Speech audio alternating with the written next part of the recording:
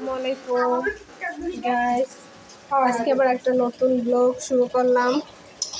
কলিজা ভুনা করতেছি, গরু মাংস,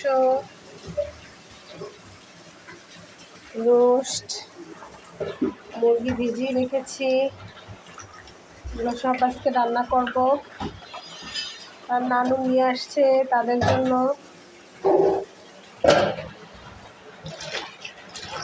রোস্ট ভাজি করব।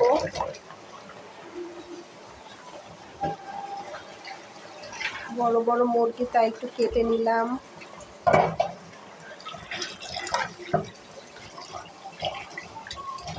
মুরগিগুলো অনেক বড় বড় ছিল। কলিজা ভুনা চলতেছে।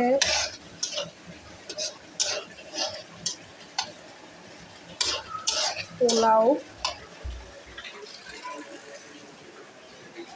তাছাড়ার জন্য বড় একটা ড্রাগন এনেছে তার বাবা। হ্যালো গাইস, পোলাও রান্না করেছি,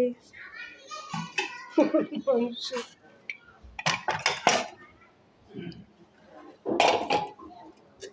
রোস্ট,